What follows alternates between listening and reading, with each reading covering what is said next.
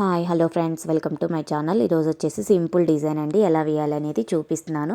దానికి కావాల్సిన మెటీరియల్స్ అయితే బీడ్స్ అండ్ లీవ్స్, నీడిల్లోకి థ్రెడ్ ఎక్కించాను. ఈ థ్రెడ్ ఎలా ఎక్కించాలి నీడిల్లోకి అనేది చూపిస్తున్నాను. ఫస్ట్ మిషన్కి అయితే 90 స్టాండ్స్ కానీ 100 స్టాండ్స్ కానీ థ్రెడ్ అయితే చుట్టాలండి. చుట్టిన తర్వాత మిడిల్లో అయితే కట్ చేసుకోవాలి. మిడిల్లో అయితే కట్ చేసుకొని గమ్ అయితే అప్లై చేస్తున్నా అండి.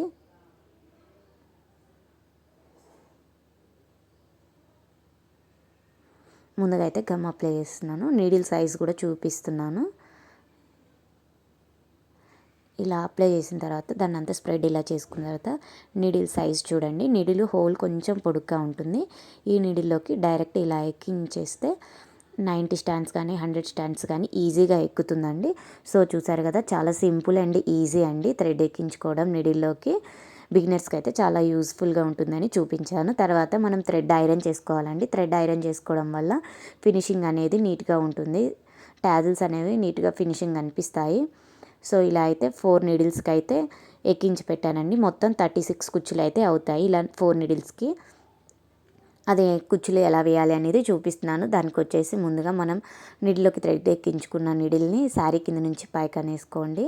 మనకి ఎంత పొడుగు కావాలో ముందుగా బ్యాక్ సైడే చూసుకొని జరీ థ్రెడ్ నార్మల్ నీడిల్లోకి 2 స్టాండ్స్ జరీ థ్రెడ్ అయితే ఎక్కించుకోండి. ఇలా ఎక్కించుకున్న తర్వాత మనం బీడ్స్ యూజ్ చేస్తాం కదండి. సో ఇవైతే ఒక 3 mm బీడ్స్ 3 అండ్ 2 లీవ్స్ అయితే సరిపోతుంది డిజైన్కి. చూడండి, 1 లీఫ్, నెక్స్ట్ ఒక బీడ్, తర్వాత leaf and bead, total 5, 3 beads and 2 leaves. Total శారీకి వచ్చేసి 36 కుచ్చులు అయితే వస్తాయండి మనం ఎక్కించుకున్న నీడిల్స్కి.